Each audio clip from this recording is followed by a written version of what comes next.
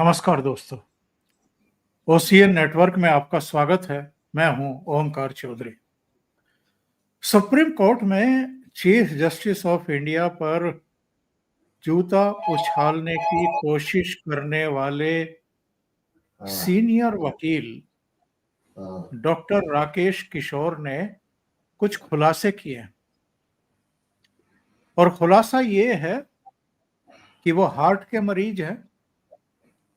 घर से जब निकले थे, बिल्कुल सोच करके निकले थे क्या करना है। कम से कम 2 दिन की दवा जेब में डाल करके चले थे।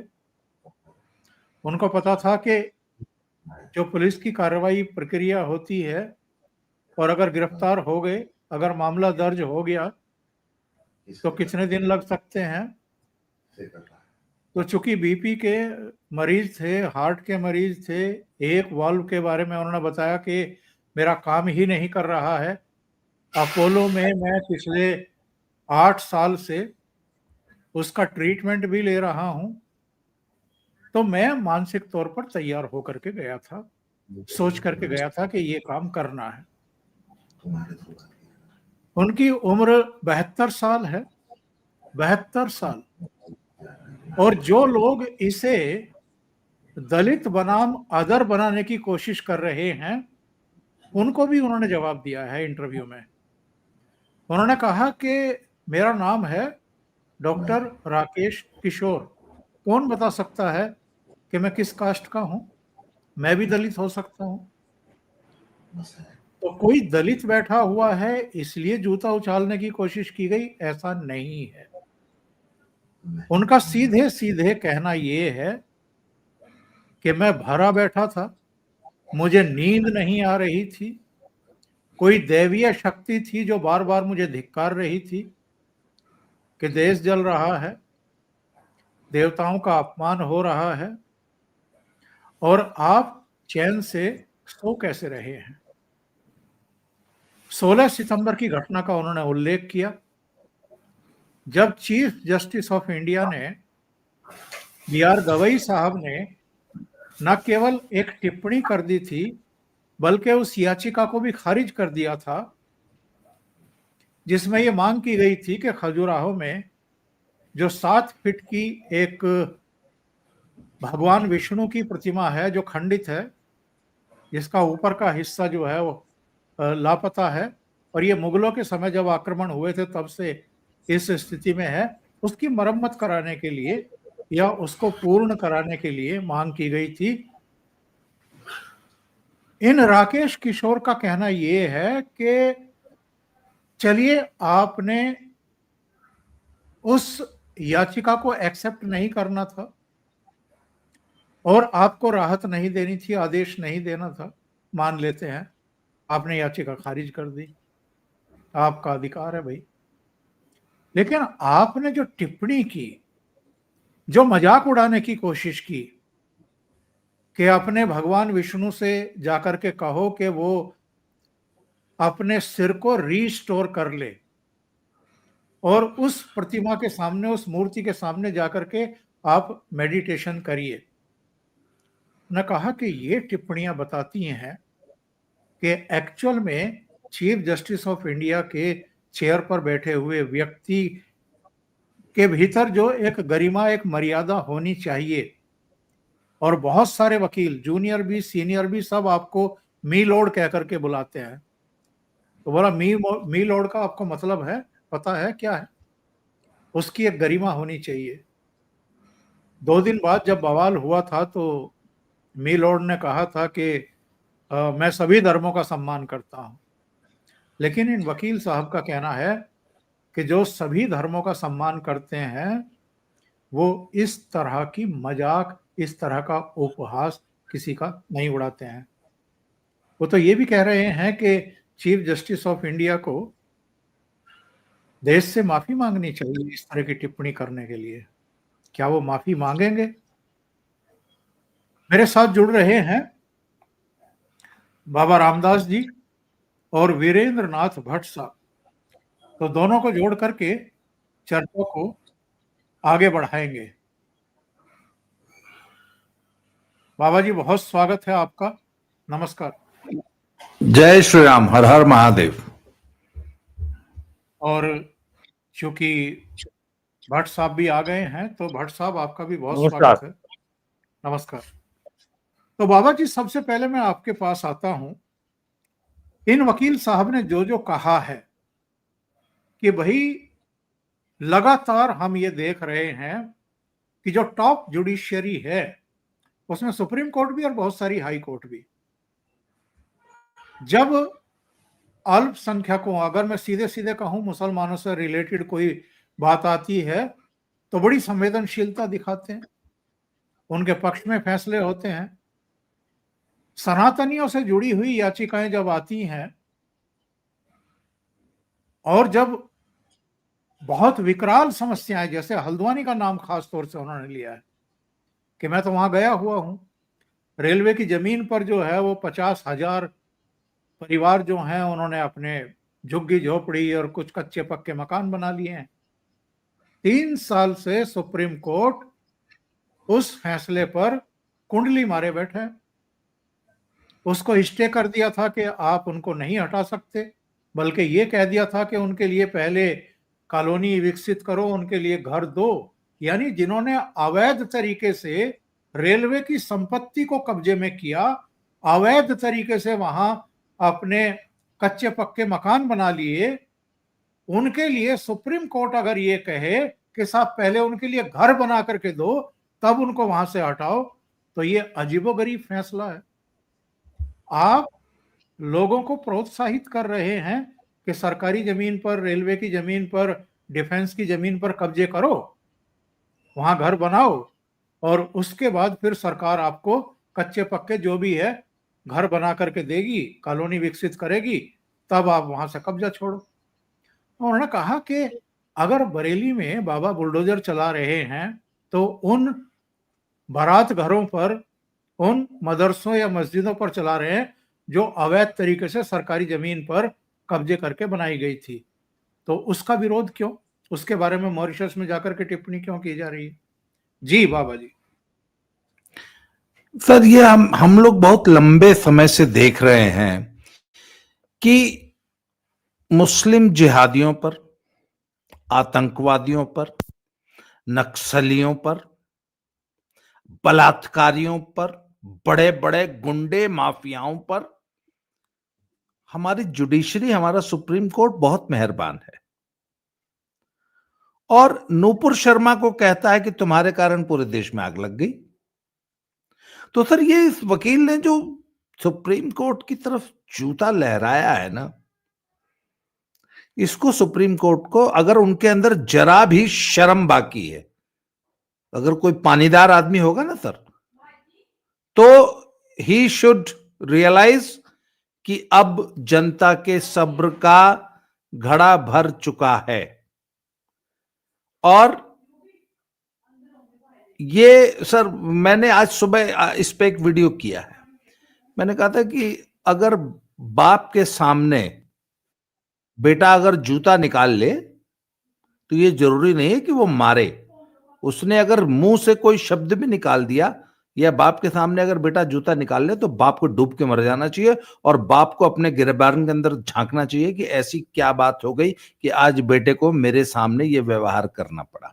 और मजे की बात यह है कि ये एक आम आदमी ने नहीं किया ये व्यवहार, एक ऐसा व्यक्ति जो कि 72 साल का है, एक सीनियर एडवोकेट है, बहुत very well qualified and very learned man, 72 साल का व्यक्ति है, कोई बच्चा नहीं है, कोई सिरफिरा नहीं है, कोई नशेड़ी नहीं है, और एक ऐसा व्यक्ति जिसको सुप्रीम कोर्ट में चीफ जस्टिस की कोर्ट तक एक्सेस था।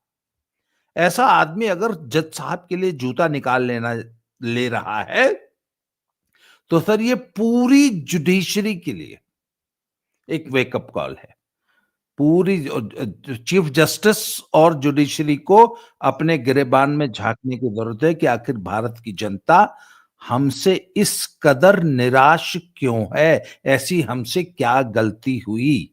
और सर सीधी सी बात है, चीफ जस्टिस साहब को या हमारी जुडिशरी को ये नहीं दिखता कि वो ओपन एंड में भी 10-10, 20-20, 30-30, 40-40 साल तक फैसला नहीं दे पाते।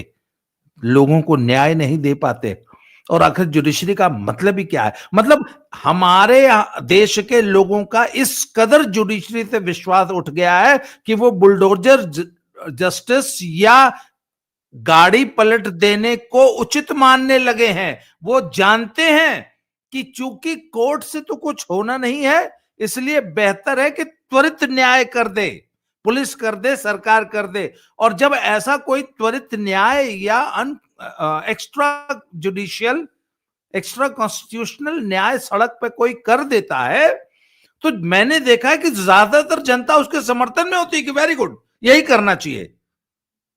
कई बार अपराधी पकड़े जाते हैं तो बोले इनको पकड़ा क्यों, इनको गिरफ्तार क्यों किया, वहीं निपटा देना चाहिए था।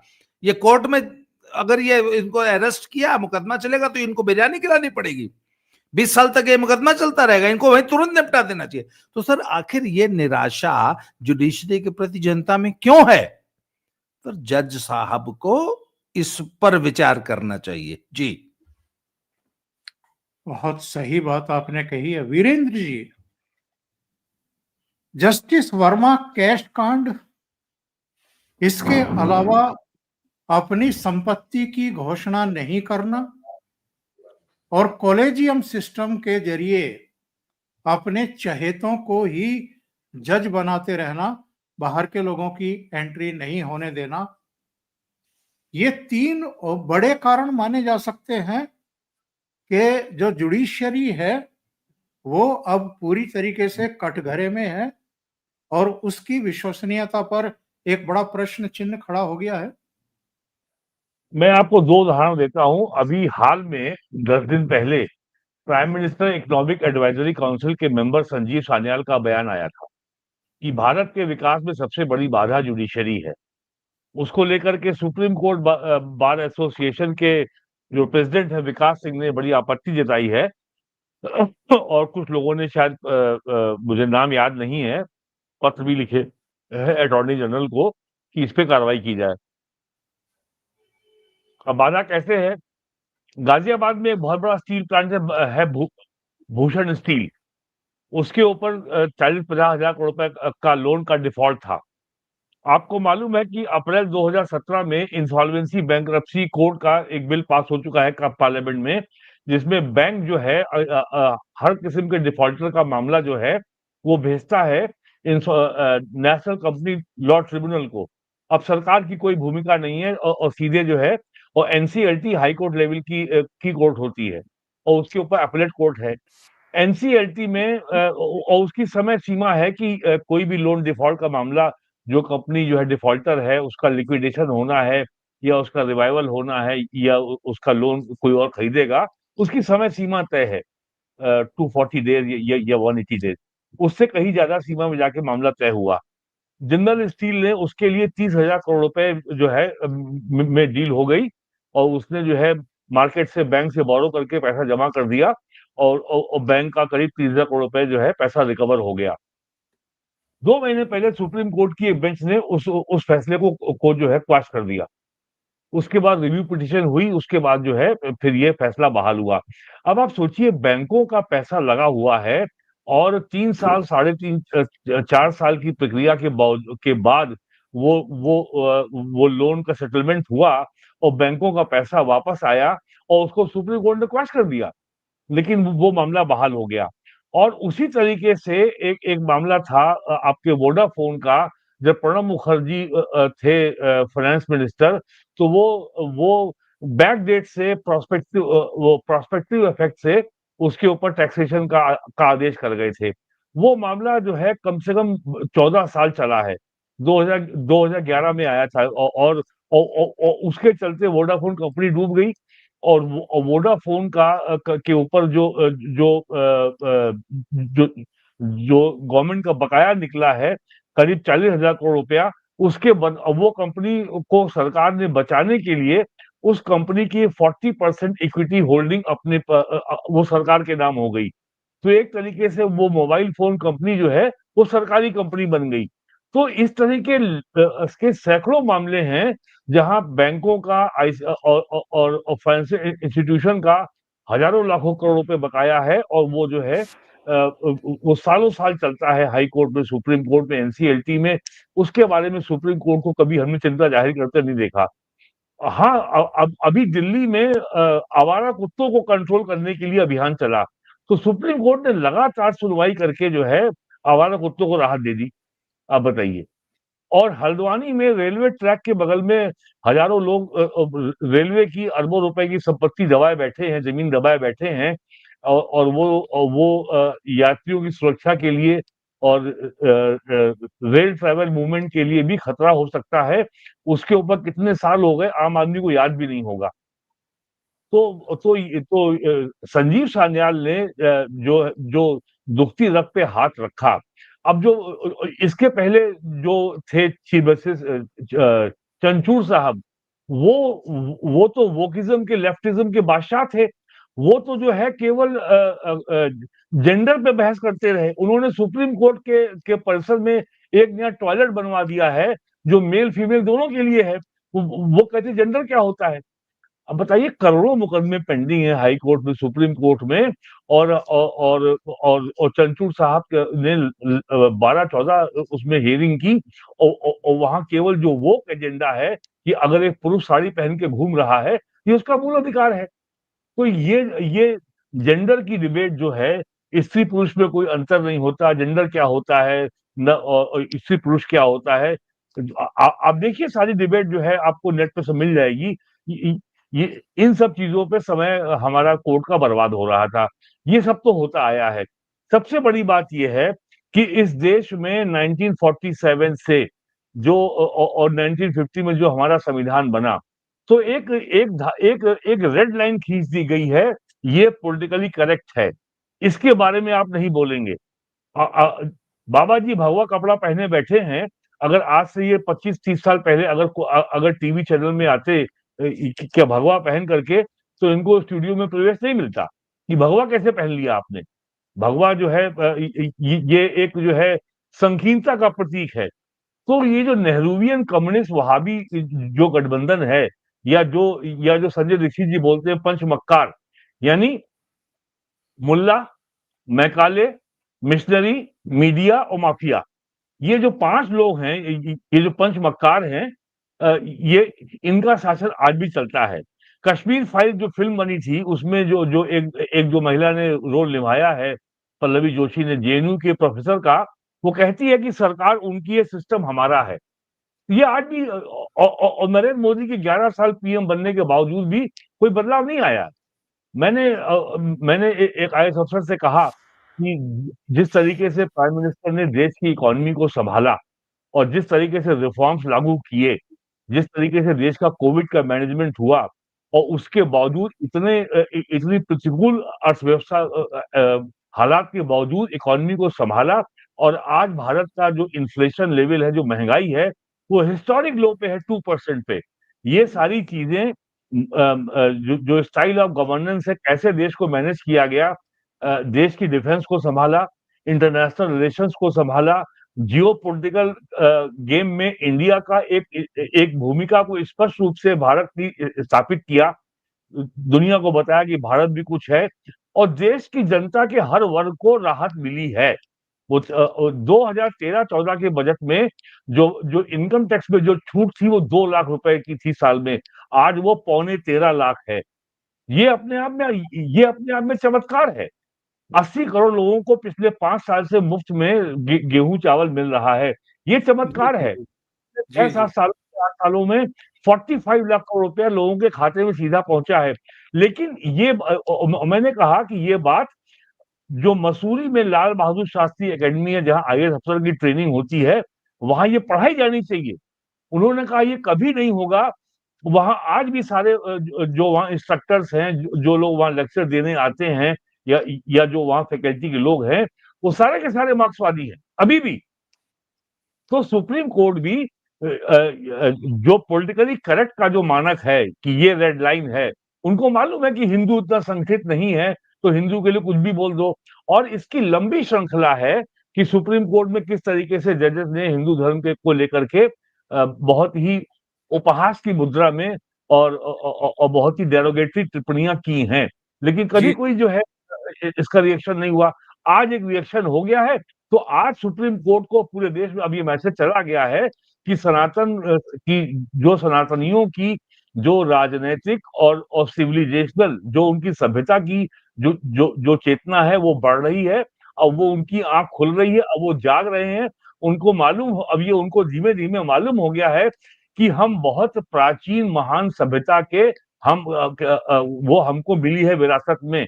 लोगों को मालूम चल रहा है कि पूरे विश्व में सारी प्राचीन सभ्यताओं को क्रिश्चियनिटी और इस्लाम ने नष्ट कर दिया। क्रिश्चियनिटी और इस्लाम के 1000 साल के लगातार हमले के बावजूद ये सभ्यता बची रही। लेकिन ये हमले आज भी जारी हैं, क्रिश्चियनिटी के, इस्लाम के और कम्युनिस्टों के। सबसे ज्यादा खतरनाक कम्युनिस्ट है। आगे ये बढ़ते हैं। नई बात की है कल जी। बाबा जी, ये मेंटालिटी क्या है?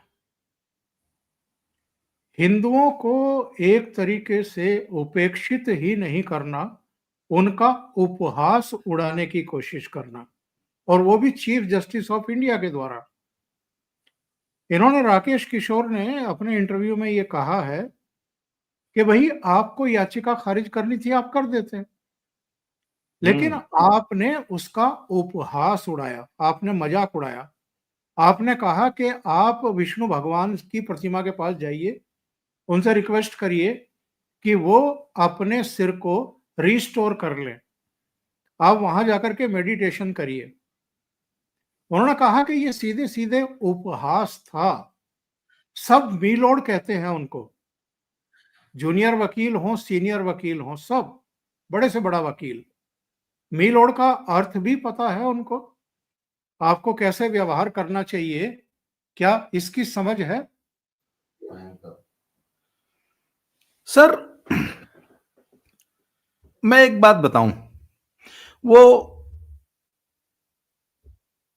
रामधारी सिंह दिनकर राष्ट्रकवि की एक कविता है ना, क्षमा शोभती उस भुजंग को जिसके पास गरल हो।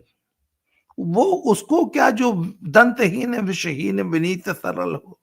सर हम हिंदुओं ने ना पिछले कुछ 100 सालों में अपनी इमेज, हमारी जो सहिष्णुता या हमारा जो सर्वधर्म संभाव या वसुधैव कुटुंबकम या सर्वे भवन्तु सुखना वाली जो हमारी जो फिलॉसफी रही ना, कि हम पूरे मानव मात्र के कल्याण के लिए सोचते हैं, उनके लिए कार्य करते हैं। हमने कभी किसी मनुष्य में, किसी पूजा पद्धति में कभी भेदभाव नहीं किया, या किसी को किसी की पूजा पद्धति से या किसी विपरीत विचार से किसी को नहीं तौला, किसी को नहीं आका। हमने, हिंदुओं ने हमेशा नए विचार को प्रोत्साहित किया, तर्क को प्रोत्साहित किया, शास्त्रार्थ को प्रोत्साहित किया और डिफरेंस ऑफ ओपिनियन को एक्सेप्ट किया, एनकरेज किया। तो सर इससे हमारी लोगों ने समझ लिया कि नहीं नहीं यार, इनको तो कुछ भी कह दो, ये वो सांप है जो काटना तो छोड़ो, फुफकारता तक नहीं है। पर सर वो एक कहानी आती है कि उन्होंने, एक ऋषि मुनि ने सांप को बोला कि तेरे को इतना जो तेरी दुर्दशा है क्योंकि तू काटता है, तो उसने काटना छोड़ दिया। तो कुछ साल बाद जब ऋषि मुनि वापस आए तो सांप बहुत ही बुरी दशा में पड़ा हुआ था। उसने पूछा अरे क्या हुआ? बोला जी जो ही आता है वही लात मार के चला जाता है। तो बोला अबे मैंने काटने को मना किया था, फुफकारने को थोड़ी ना मना किया था। काटना छोड़ना है, फुफकारना। सर हम हिंदुओं ने ना काटना भी छोड़ दिया, फुफकारना भी छोड़ दिया। तो sir they have the whole of the system has taken us for granted कि इनके साथ कुछ भी कर दो ये नहीं बोलेंगे। तो सर अब हिंदू ने जब से जूता उठाना शुरू किया है ना, अब ये इनके लिए एक आई ओपन हो रहा है। सर एक चीज मैं और इंगित करना चाहता हूं, सर आज वो लोग कहां गए जो कल तक कह रहे थे कि भारत में भी नेपाल होना चाहिए? पब्लिक उठ के हुक्मरानों को दौड़ा दौड़ा के मारेगी, फूंक देगी, काट देगी, जला देगी। अभी तो पब्लिक ने सिर्फ जूता उठाया है तो तुम्हारी चूल्हे हिल गई। कल तक तुम तो यह आह्वान कर रहे थे ना कि जेन जी उठेगी और सब कुछ भस्म कर देगी और तख्ता पलट देगी। एक नागरिक ने सिर्फ जूता उठाया है। अच्छा, कल तक जो लोग चिदंबरम पे जूता चलाने वाले को हीरो बना रहे थे, उसको एमएलए बना दिया। सुपर ह्यूमन, उसको एमएलए बना दिया। आज उन लोग को बड़ा दर्द हो रहा है। अच्छा, आज इन्होंने गवई की जाति खोज ली।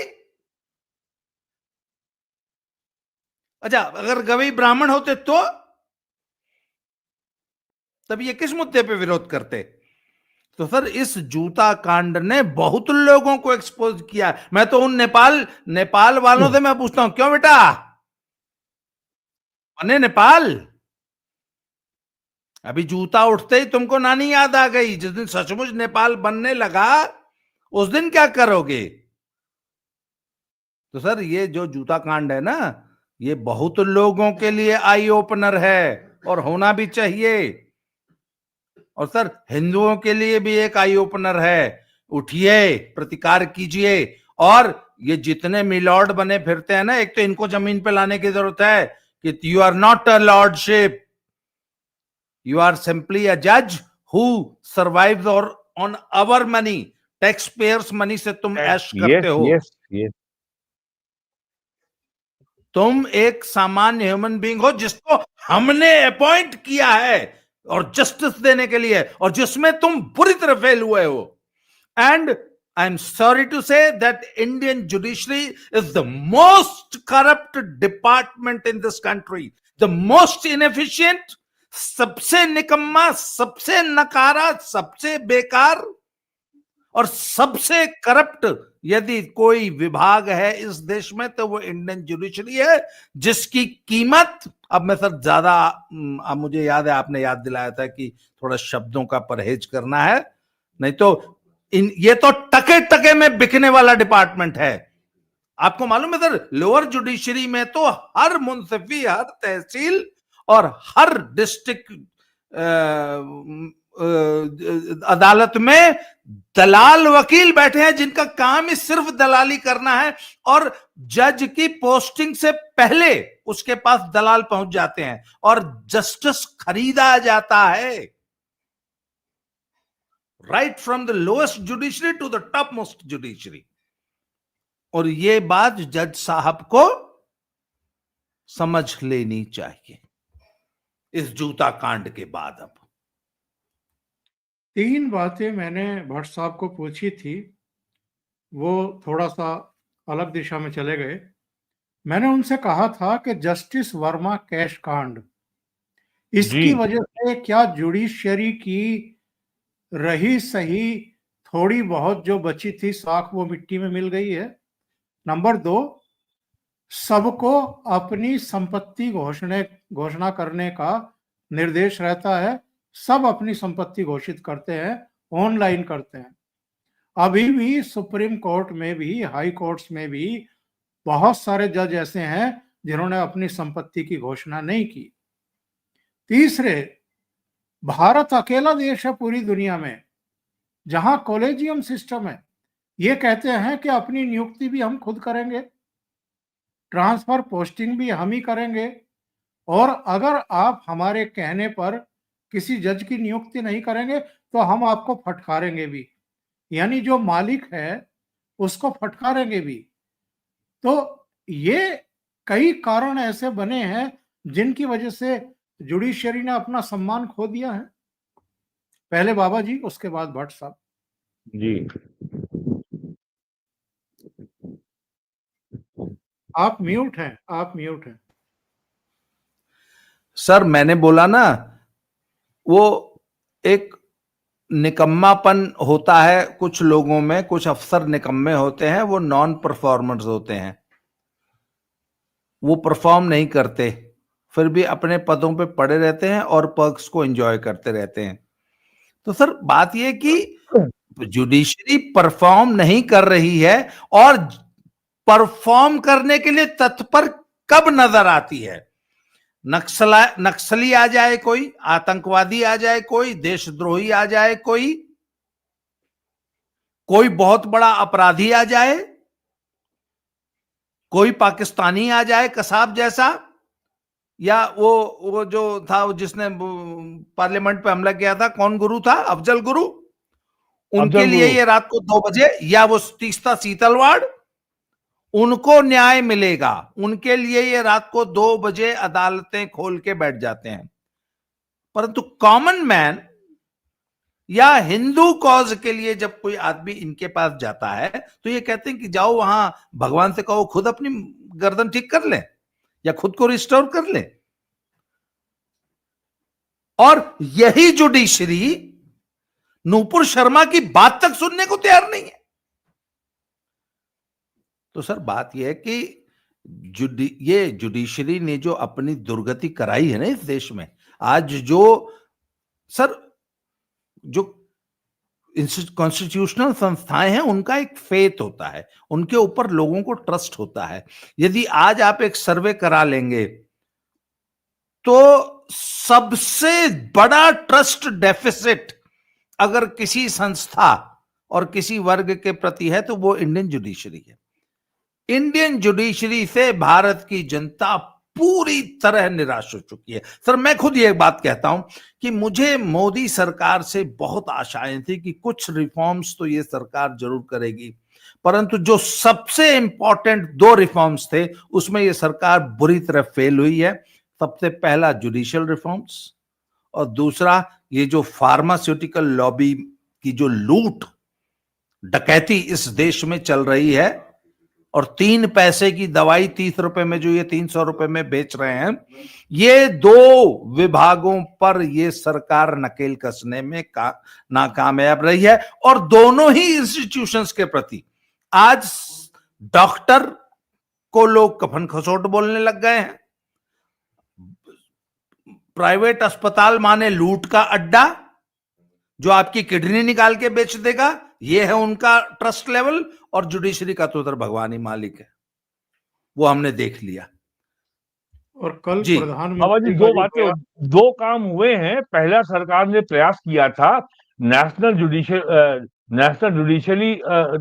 जुडिशियल अकाउंटेबिलिटी कमीशन का बिल पास हुआ था दोनों सदनों से, उसको सुप्रीम कोर्ट ने क्वैश कर दिया। फार्मा लॉबी को काबू करने के लिए पूरे देश में कई हजार जन औषधि केंद्र खोले गए हैं और उसका भी टर्नओवर कई हजार करोड़ में है।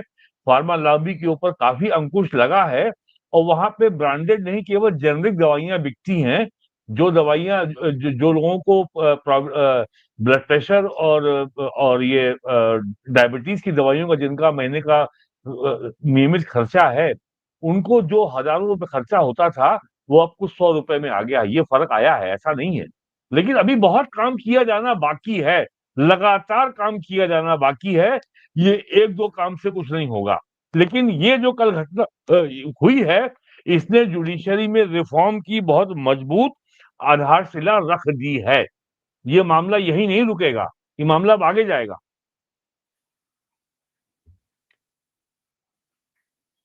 अच्छा ये बताइए भट्ट साहब, ये जो चीफ जस्टिस ऑफ इंडिया ने टिप्पणी की थी विष्णु भगवान के लिए, उसके लिए उसको लेकर के पूरे देश में और एक बड़े वर्ग में एक गहरी नाराजगी देखने को मिल रही है। सोशल मीडिया पर चले जाइए, कहीं भी आप जाइए, इनको माफी मांगनी चाहिए देश के सामने आकर के कि मैंने गलत टिप्पणी की थी। खाली यही नहीं हो रहा है। जो कम्युनिस्टों के जो पोर्टल्स हैं उसमें ये खबर चल रही है कि साहब ये सनातन धर्म की सबसे बड़ी फॉल्ट लाइन एक्सपोज हो गई, और उनको इस बात से बड़ी निराशा हो रही है कि उनको उस वकील की जाति का पता नहीं लग पाया अभी तक। अगर कहीं वो ब्राह्मण होता तो अब तक तो इन्होंने ब्राह्मणों के खिलाफ पूरे देश में आग जहर उगलना शुरू कर दिया होता कि देखो ये ब्राह्मण हैं, ये समाज के सबसे बड़े शोषक हैं और ये ऑपरेसर हैं, ये सबको दबाते हैं, शोषण करते हैं और ये ब्राह्मणों द्वारा संचालित सनातन धर्म में जाति व्यवस्था का घिनौना चेहरा सामने आ गया। ये सब गंदी ये सब जहरीली बातें अब तो शुरू हो जाती, और जो 80-90 के दशक में और सनातन धर्म को नष्ट करने का ये फार्मूला कि पहले ब्राह्मणों को समाप्त कर दो, फिर बाकी जातियां अपने आप समाप्त हो जाएगी और सबको हम कन्वर्ट कर लेंगे। ये फार्मूला 18th सेंचुरी में क्रिश्चियन मिशनरी ने खोजा था कि ब्राह्मणों के रहते हुए हम हिंदुओं को क्रिश्चियनिटी में कन्वर्ट नहीं कर पा रहे हैं, और हमारी ही बेवकूफी से, तो इसमें ब्राह्मणों का भी उतना ही दोष है कि उन्होंने इस खतरनाक खेल को नहीं समझा और वो अकड़े बैठे रहे कि हम बड़े ऊंचे हैं। उसका खामियाजा देश ये भुगत रहा है।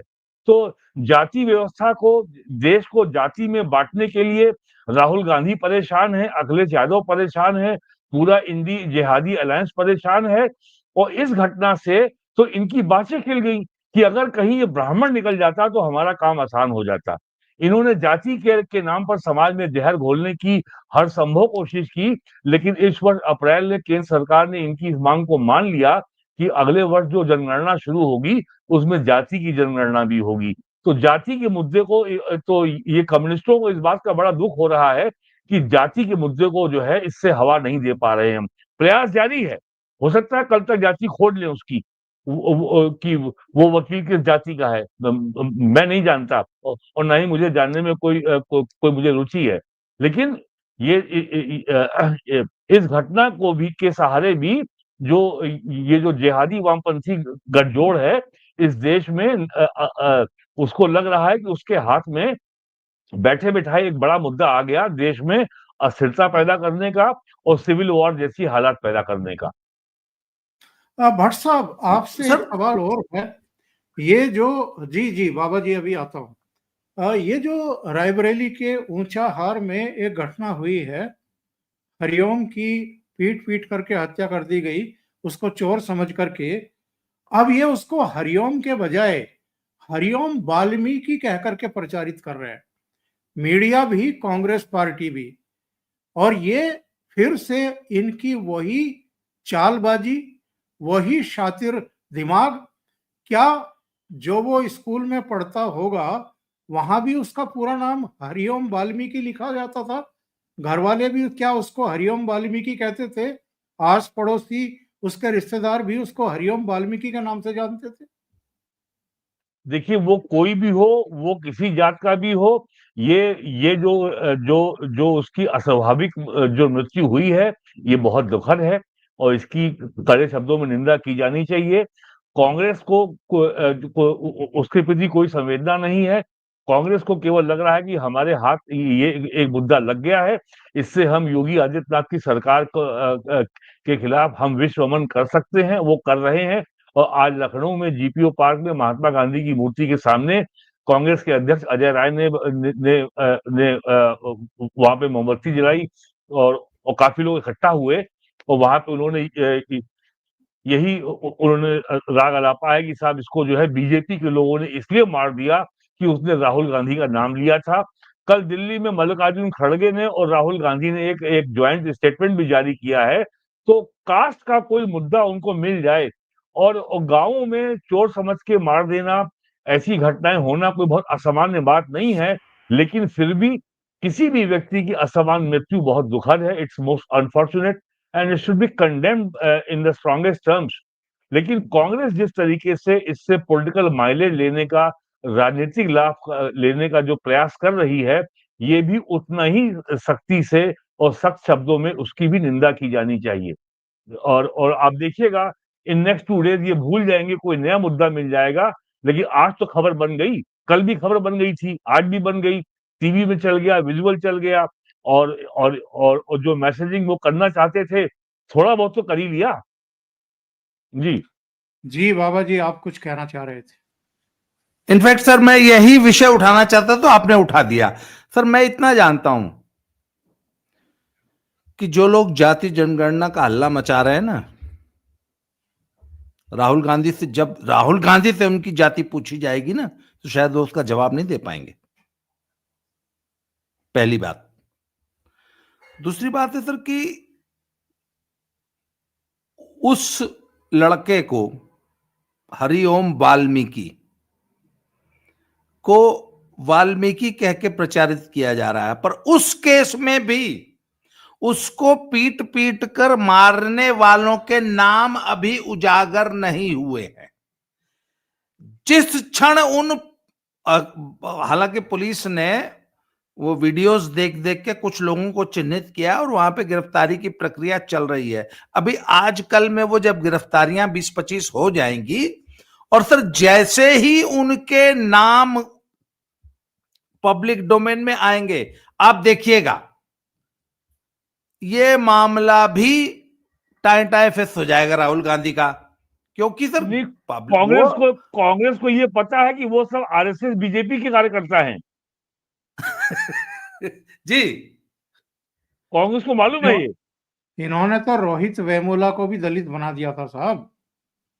हाँ, तो सर बात यह है रोहित राहुल गांधी की जो मोहब्बत की दुकान है ना, राहुल गांधी की मोहब्बत की दुकान में माल सारा नफरती बिक रहा है।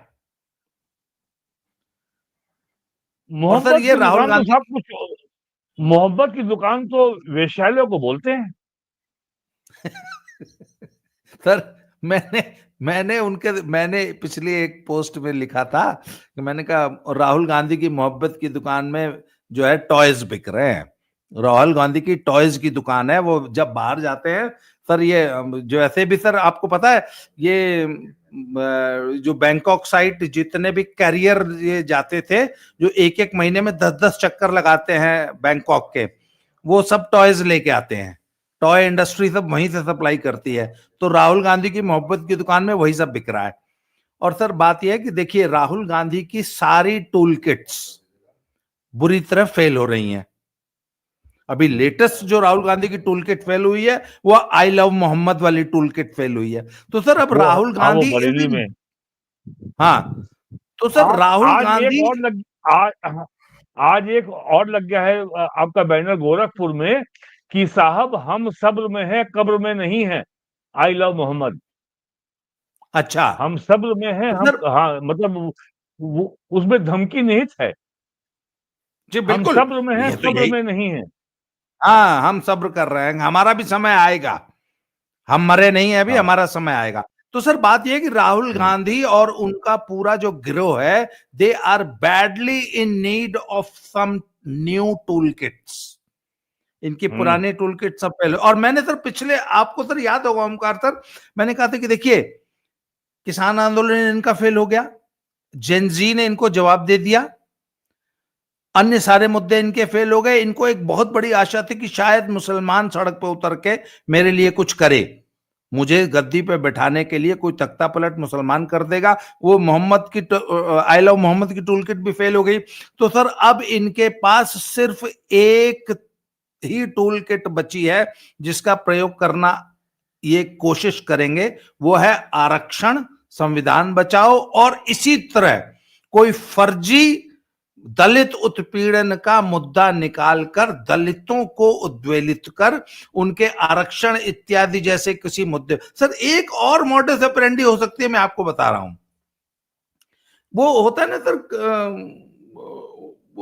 कल्यूडिंग लिटिगेशन, कि मैं और आप मिलके एक फर्जी मुकदमा खड़ा करके कोर्ट से अपने फेवर में एक डिसीजन ले लें।